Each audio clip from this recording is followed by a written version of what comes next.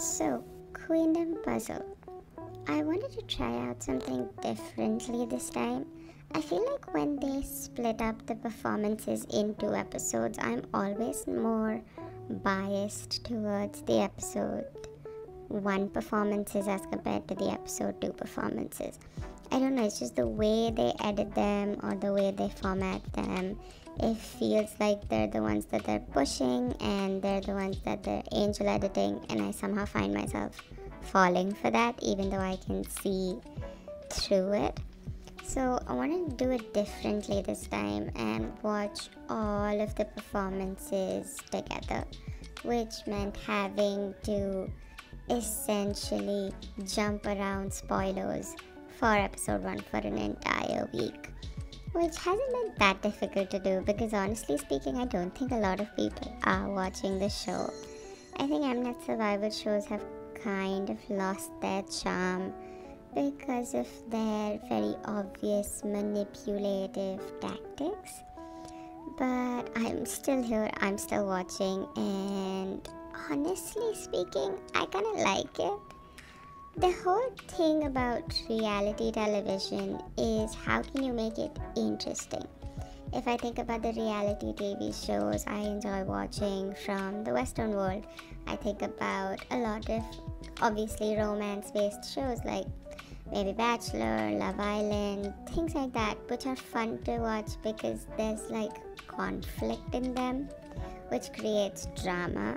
And I know people are gonna be like, oh, they're gonna ruin their lives, they're gonna ruin this person's image, they're gonna ruin all of this stuff. Mnet's not doing any of that. I mean, they're partaking in it, but you, the person who's foolish enough to look at it and fall for it and then go and bully said TV personality online are a bigger problem in this situation. Them evil editing is not the biggest problem. You being a fool who falls for that evil editing and then believes that this is the personality that said person holds is a bigger problem.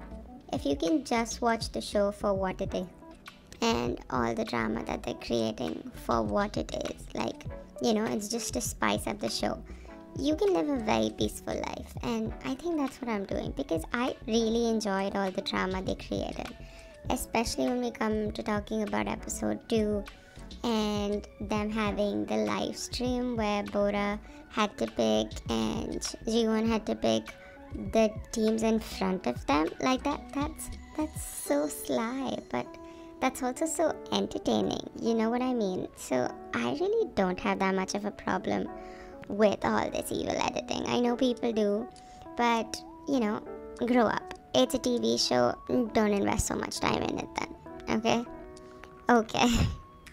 So let's talk a little bit about the format of the show.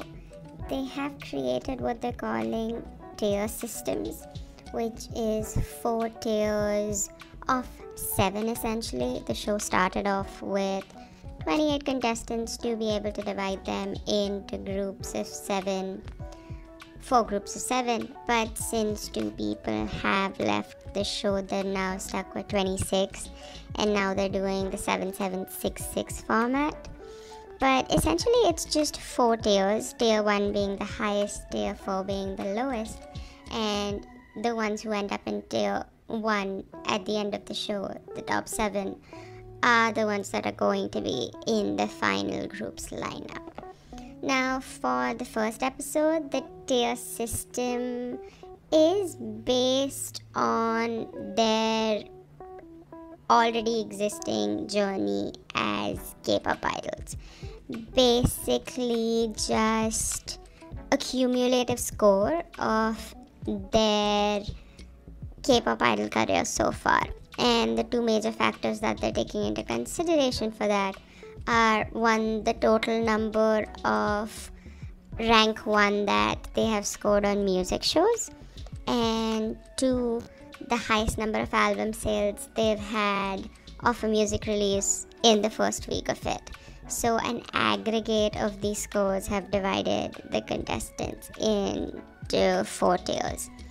Now with the tier system, when they introduce it, it's seen as something that's really ruthless to, you know, tell someone like someone from high key that, oh, they're rank in the tier 4 because they've not achieved anything, or to tell someone from wua that they're in tier 4 because they haven't achieved much. But to say someone like AOA's Chanmi or lovelyz K that didn't rank tier 1 because they have achieved these things. So it was seen as very ruthless. I kind of liked that it was ruthless. I'm not going to lie to you. I really liked that they were being so blatant with it, because obviously there are tier systems. Like there are tier 1 K-pop groups and there are tier 4 K-pop groups. That's how we define what's nugu and what's not, right? So this was just like a reflection of it for the contestants, where they stand in the industry. The thing was that this one, Taeyeon immediately said that we're gonna change that. So the first battle that's going to happen, first mission, if you will, if you're familiar with the other Mnet Survivor shows, is going to change that. So immediately they go into that, and it's called the up-down battle, which essentially means if the contestant performing in front of you shows skills that you deem are better than yours, you upvote them. But if they show skills that you think are, you know, inferior to yours, you downvote them. And on the basis of these up and down scores will the tier rankings at the end of the show be revealed. So now let's talk about the most fun part of the show. I think a lot of the reason why I'm still watching this show is the quality of performances. You know, after Boys Planet, watching trainees perform, I would like to watch seasoned idols, if I could say so, perform. So that is one of the reasons that I'm watching the show and the performances. I have to say, overall, the level of performances not as good as I was expecting them. There are definitely standout performances, absolutely there are. But some of them are not up to the mark, and I think that comes from the fact that they have casted a lot of younger, or if I should say rookie idols, to be a part of a show like this. I think if they had almost every single person be on the show who has had 5+ years of experience in the industry, I think you'd have a much higher quality of performances than you've had now. But that aside, let's speed run through all of the 28 performances, because if I sat and talked about each one of them in detail, we would be here till tomorrow. Okay, I already talked too much. I need to slow it down a little. So let's talk about each of the performances. Starting off with the oldest performer. The oldest? Is she the oldest? Is she the second oldest? Somewhat of the oldest. We have AOA's Chanmi, now going by the name Doha. And what a shit show of a performance. Oh my god, it was so disappointing. You'd expect something more from an idol who's been in the industry for 10+ years, but her performance was just so forgettable, if I should say so. Her whole issue is that her style of singing, her style of dancing, her style of performing is very second gen. Like, the choreography needed to be updated, the songs needed to have more of something to them. They felt very flat to me. And even her performance needed a big wow element. I mean, I think she tried to do that with the skirt, but that clearly didn't work in her favor. So the whole thing was just pretty outdated, if I had to say so. So her score of 11 ups and 16 downvotes kind of makes sense to me. Then we have probably an opposite of that with the youngest or almost youngest member performing. We have Zoa from Weekly. She did a little bit of the Weekly song that kind of blew up of after school, and I really liked the thing that she did with coming in on the skateboard. That was such a grand way to catch someone's attention, right? Like, how many K-pop performances can you think of that have people coming in on skateboards?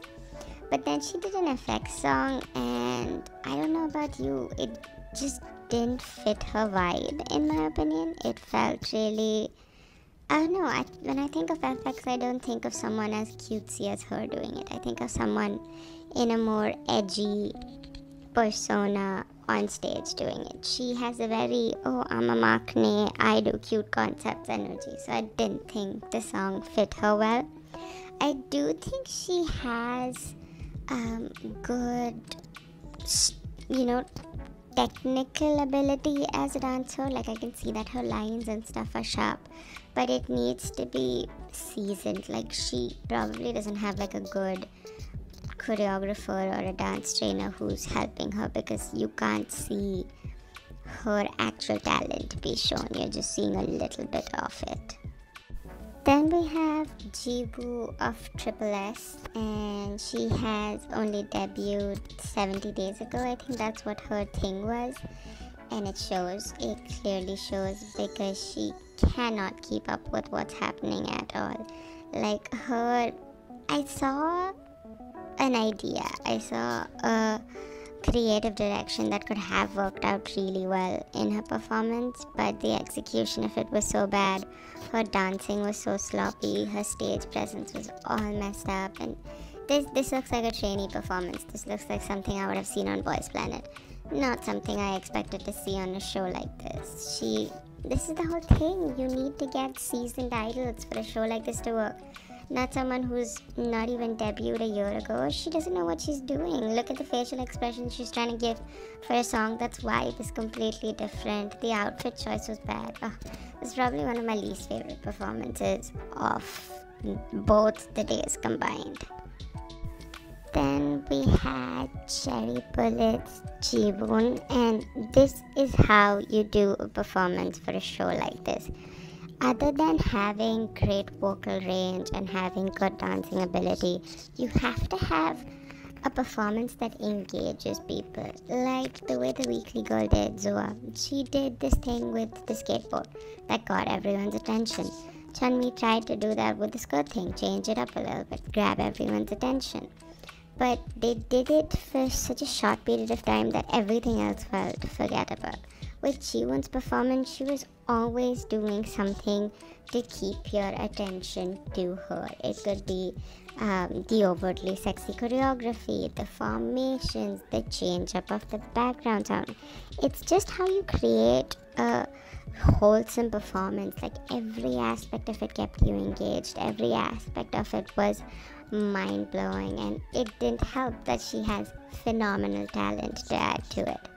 I very recently watched Girls Planet, and if I would have watched it while it was airing, I would have definitely voted for her. So seeing her here get another chance to, do something for her group is pretty cool. And she scored really well. She got like 24 ups and 3 downs, which was at the time when she got it the highest score, but good for her. Her performance was really great. Then we move on to the Rocket Punch Girls. Now, with the Rocket Punch Girls, I can see the evil editing that they're trying to do between Rocket Punch and Cherry Bullet Girls. And you can see how similar they are as well in the things that they're bringing up. Like, they talk about their debut, they talk about their concept. They say that they're similar, but other aspects of it as well. Like, both the groups sent 3 girls. All 3 of them are doing similar things, but not so much. For this situation with Sooyoon and Jiwoon, like, their outfits were similar as well. So you can see a lot of the, similarities and stuff. For Sooyoon's performance in particular, I'm gonna be honest, I can't even remember the song she did. I don't even know if it was a Rocket Punch song or not. I think having a good song choice, like being vigilant with your song choice, is very important for a performance which needs to capture everyone's attention, and I don't like the song that she chose to the point that I don't even remember it. So, and her dancing skills are not that good. I saw this with all of the Rocket Punch girls. They're not very finessed dancers. Like, they're messy dancers. They're not very clean and technical with their dancing. And I know her whole thing was vocals, and she did a good job with it. Like, she hit the high notes and everything. But even that felt like it was a little messy and, was not perfect. Like, it could have been better. So that was that too. Then we moved to Nana. I really like her. I put her in my top 7. Obviously, I really like her. But I just really like the vibe that she brings in. She's so versatile in her talents that you can put her in any kind of group. I know Wua does lots of cutesy concepts, and her with her big doe eyes fit into concepts like that. But her pulling off a tame and sexy concept was just such a testament to how versatile she is in her talents. I loved her dancing. I loved her stage presence. I wish there was a little more of it. Like, if I had to give her a score, I would give her like a 90. I think there was just that little bit missing. Like, she can work on it. And again, she is still, in her rookie year, she's been like, an idol for 2-3 years and stuff. So there is just a little bit more that she needs to be like the best version of herself. So I think her being on the show works in her favor that way. But her score, I don't know if I would have given her this high of a score. Like, I don't think I would have given her 19 ups and 8 down. I don't think she deserves that. I think she would have fit more of a 15 up, 14 down, in my opinion. But 15 up, 13 down. My math is so bad. Oh my god. 12, 15, 12. This is 27 people voting, not 28. My bad. Anyway, next we have Jaehyun from IZ*ONE. And I was probably the most excited to see her performance. So maybe me feeling disappointed at the end of it is because of that. But her performance was just so bad. Oh my god. I can see that she was trying to incorporate, these dancing skills, these new moves and stuff, but it just felt so flat. If that makes sense. I feel like I've said that so many times already. I don't know what it is. Maybe it's the show's editing. I'm not sure about that. But I don't know. It felt like her movements were so stiff. The song choice was definitely not hers. The outfit was horrible. Oh my god. Just like, fire your stylist. Your hair, your outfit, not it. And the thing with her is, what she can do. You have seen her for so long. So then to see her put on a performance this subpar was just so bad. I think it all came down to the song. If she would have picked a better song that fits her more, she would have been able to do a better job. This is her biggest issue. She's never able to shine because she doesn't pick things that bring out the best in her. Be it her debut song, be it this, like, your strengths play to it. What are you doing? It's almost frustrating to watch. But her score was pretty high. I guess I do realize that a lot of them voting are pretty biased with their votes. Like, they vote for people they think they should be voting up for, rather than the ones who are actually doing well. And I think Jaehyun falls into that. Like, oh, I know she's one of the best dancers on the show, so I'm gonna upvote her. This performance didn't deserve 20 upvotes and 7 downvotes at all. If you ask me, it deserved like 7 upvotes and 20 downvotes, because this is not what Jaehyun does. Anyway, moving on to one of my more favorite contestants of the show, Faye. She has great stage presence, like great stage presence. I do get a little irked when people don't speak English properly. I know it's such a snobbish thing to do. I know that, and you shouldn't expect anyone who's not from a predominantly English speaking country to be able to speak English well. I would rather she speak Thai if that was more fluent to her, because it's a little cringy the way she talks, like she's trying too hard. Anyway, her performance was pretty good. I liked that she did something different. Like everyone else was doing the quintessential i-dle route, but I'll have backup dancers and I'll dance more than I'll sing. But she took a different route with a handheld mic, and the outfit change, show off, good, show off. And she did so well. Like, she was instantly able to get everyone to connect her with the song that made her famous, the Hype Boy cover that she did. And then the rap that she did was pretty good as well, although all the rappers on the show did downvote her. I thought her performance was pretty cool, and I liked the vibe. And I liked that she did something different than everyone else. Then we go into one of the bigger beefs of the show, something that they'd shown in the preview episode as well. That was all the drama between Reena of Haiki and Jihan of Weekly, because they performed the same song. Speaking of the two songs, I don't think performing a song like Pop will ever work in your favor. One, because it is a pretty easy song, okay? Like, Neon doesn't do any vocal acrobats or even choreography wise, just very generic K-pop song, right? Nothing that showcases your above average talents. So doing that is not very smart to begin with, but the way Jihan does it and the way she changes the sound at the back of it, the way she makes it her own in a way, because you think of Pop, you think of Neon, right? That's how it works. But to change it up a little bit to make it her own was a smart decision on Jihan's part, which Reena did not do. And obviously Reena had other issues as well, like she fucked up her high note, and it's not even like a high note, it's just a note. Neon doesn't sing high notes, she's not that vocally talented at all. So the way she sings is pretty simple, and she couldn't even keep up with that, girl.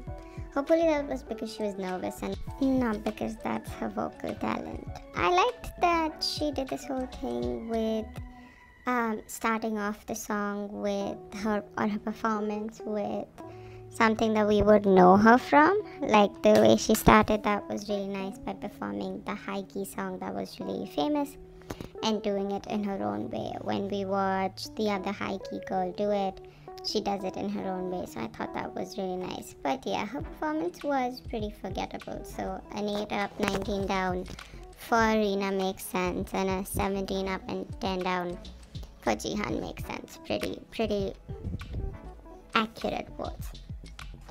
Then we go to the two best performances we've had so far. Not even so far, I think like day 2 was just such a snooze fest compared to day 1 of performances, which brings me back to the point that I was making before. I feel like they always edit first day performances to be better than day 2 performances, so I think we see that here as well. But coming back to the performance, we have Yoram from wjsn performing Kai's song. I think that was a good choice on her part. Again, I don't even know if they're choosing it or it's being chosen for them, but whoever did the song selection, good on you, good on you. It fit her so well, and her dancing skills are so good. I would honestly say she's a better dancer than Cheon on the show. She is, she's really good, and her whole thing, just being here a year ago with wjsn and now being here on your own. I mean, so many survival shows, my god, I could never, but good for her. She does a great job. She gets like 24 up, 3 down, good for her, pretty talented. In my top 7, hopefully we'll make it into the final lineup, because why wouldn't you want a performer like her in your group, why wouldn't you? Then we have Queen Bora. If you've watched the pre-show videos that I've made about Queendom Puzzle, I'm rooting for her. I really like her. I think she was wronged at the end of Girls Planet 999. I think this is her redemption arc, and she deserves to be in the final lineup, because listen to that vocal range. Oh my god, that vocal talent. She literally said, I'm gonna do what fits my talent range. I don't care if you like it or not. I don't care if musicals are not your thing. I'm gonna do a more musical based performance. And yeah, you would look at it and say, this is not K-pop. But you know, it's an IU song. IU is pretty much K-pop. So, Bora doing Under the Sea the way she did, and you know, just acing it the way she did. Good for her, good for her. She did justice to the song. Also, she was supposed to do the high note for the Girls Planet show as well, but Chaeyoung took it from her in the show, so her getting another redemption arc could be overshadowing that might actually happen in the end as well. But yeah, I love Bora. I want her to win. I want her to be the queen because she is the queen. Okay, the last performance of day one, I've literally in my notes written the other Wua girl. I'm so sorry, I don't know her name, and honestly I don't care to look it up either. She performs I Envy You by Taeyong while Taeyong is sitting there, and apparently that's why she fucks up. Okay, if you say so. Maybe that song's just beyond your vocal range. I mean, she didn't present herself as a main vocalist. I think she presented herself as a dancer. So maybe she couldn't sing it because of, you know, that she can't sing it, period. But I would have liked to see her attempt it. The fact that she didn't attempt it at all was what, you know, pissed a lot of people off. So at least give it a try, you know. Even if you don't end up doing well, you should at least try to do it, is what my thing is. But yeah, that was the day one performances. Then we move on to the day two performances. And I don't know if it's just me or you noticed this as well, but I felt like the editing, maybe it was just the live stream, maybe the final episode would be different, but the editing was just so off. Like, it felt like it was edited by two different people, and that, you know, the editing was it felt off. I don't know how to explain it.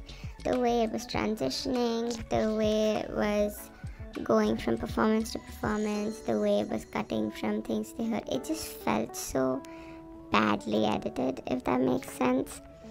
But anyway, coming back to the performances, we had two of the Rocket Punch girls who didn't go in the first episode. We had Yuri do Sunmi's Heartburn, which is one of my favorite songs by Sunmi, and she did not do it justice. She did not do it justice at all. You have to be able to move like Sunmi to be able to do that song. Vocally, the song is pretty okay. It's not very challenging. Performance-wise is where you have to stand out, and if you can't move like Sunmi, don't do the song. Just looking like her won't help. And the same for the other girl, Yeonhee. She did Dum Dum by Somi, another one of my favorite K-pop songs. But she didn't do it justice. She didn't do a good job with it. She struggled to perform like Sunmi. I'm saying Somi. You can't do a Somi song with, you know, average stage presence. You have to have like top tier stage presence to pull off a Somi song. And I get for her, you know, her shoe broke. She got really distracted because of it. Get that. Totally justifiable that she couldn't put on a good show because her literal shoe broke. As a dancer, you need your shoes. But she still lacked, in my opinion, charismatic stage presence. Like, I wasn't captivated by her presence on stage. So I think it makes sense why Rocket Punch is a Nuku group. Their members are not standing out that much. And then we go to the next two weekly girl performances, the ones that didn't perform in the first episode. We have So-eun and Soo-jin. So-eun does Sulgi and does not do it justice at all. I mean, everyone was hyping her up as such a good dancer, but I didn't see it at all. I mean, to be able to perform like Sulgi is not an easy thing at all, so I can understand why she struggled. But I don't know, I didn't capture that she's a good dancer from this at all.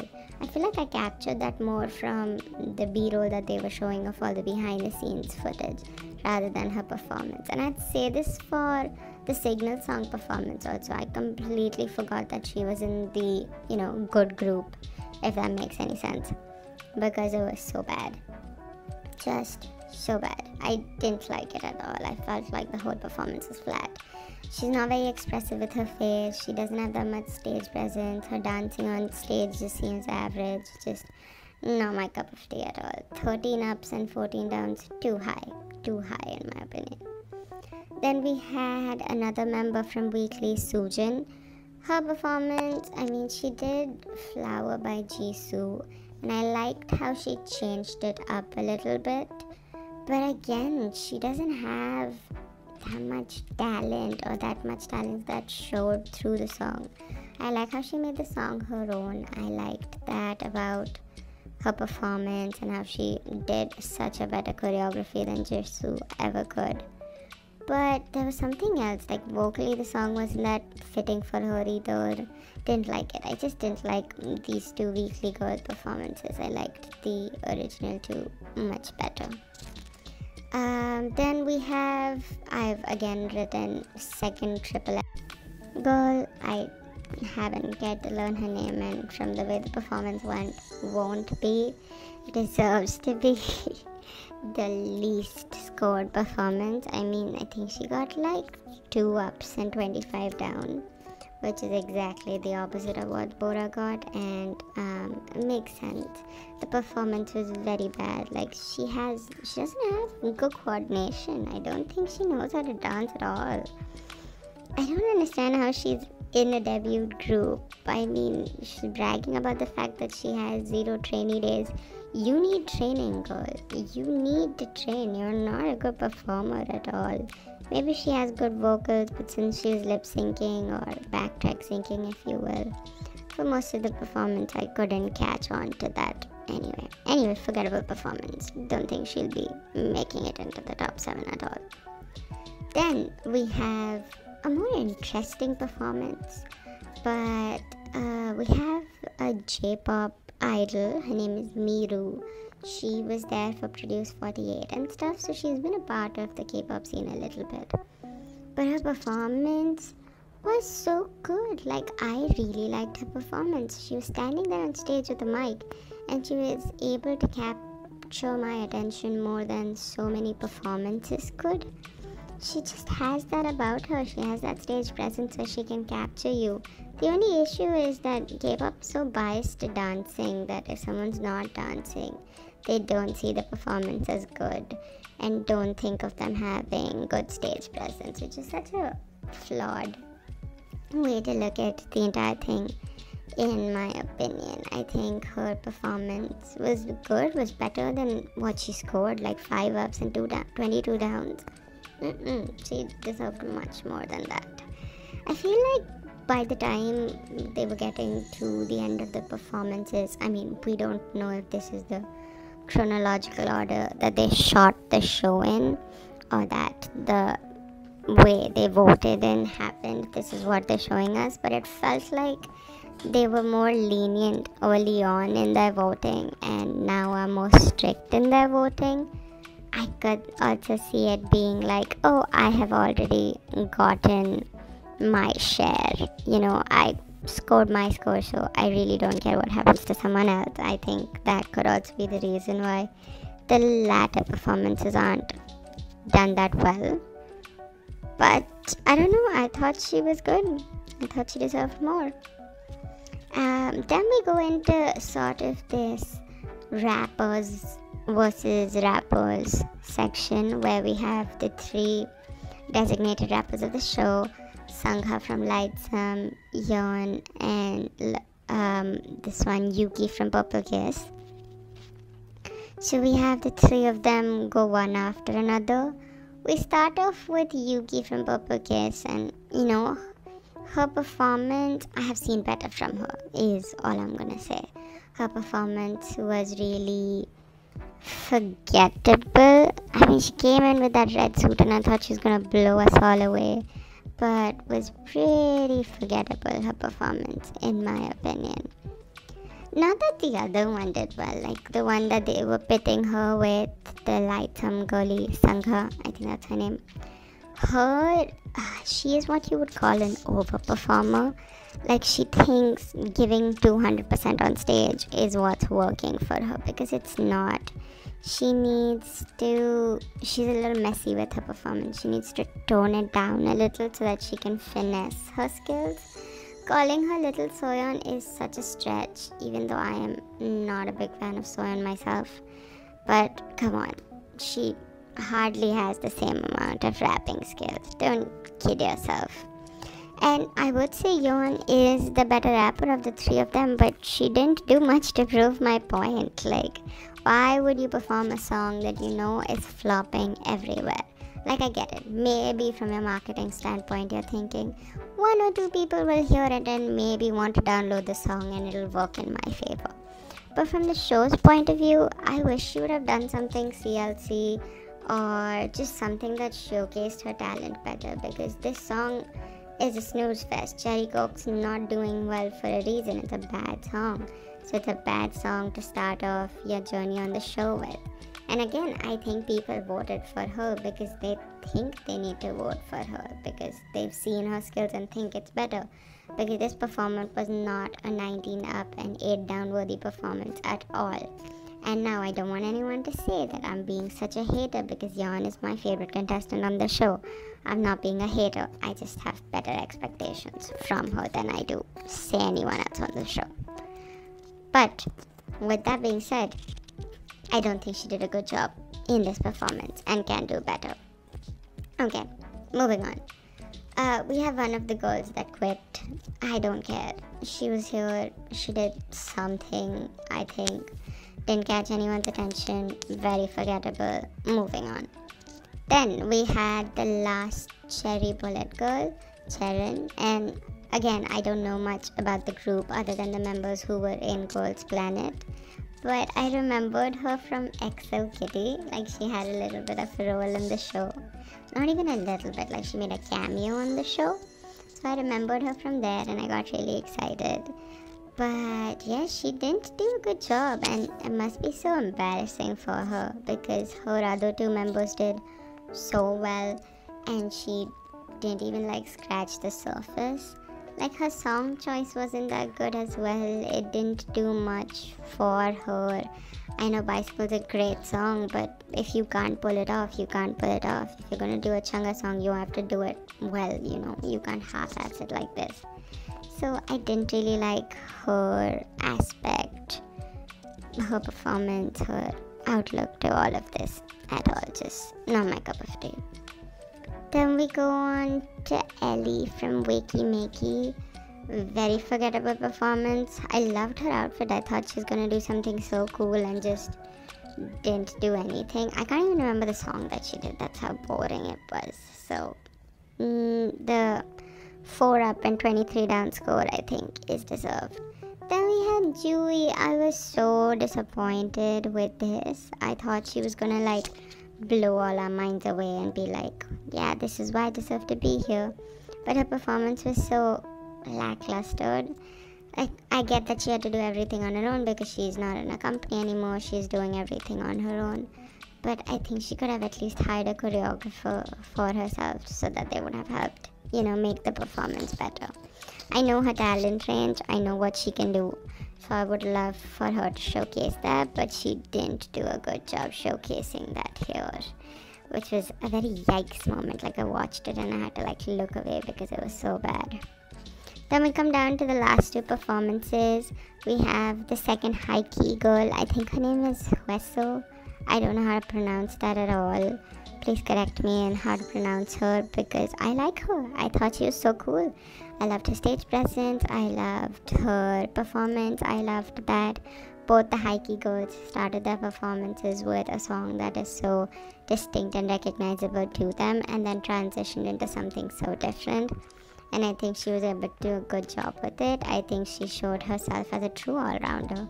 She could sing, she could dance, she could rap. She had great stage presence and good facial expressions. Just really interested in seeing what she does next on the show. But going from like one of the most unexpected performances being so great to going to one of the most expected performances being so boring. Why is everyone in love with this girl again? Like, what does K from lovelyz have that everyone is so drawn to her? Because I don't see it. I've seen everyone hyping her up. I've seen everyone putting her in their final lineup, and again, I don't know much about her or the group lovelyz, so probably that's why I don't know what the hype is. But I don't get it. I don't get it at all. I think she seems very forgettable to me. Nothing stood out to me. No vocals, no stage presence, nothing. Tell me what the hype is, because I don't get it at all.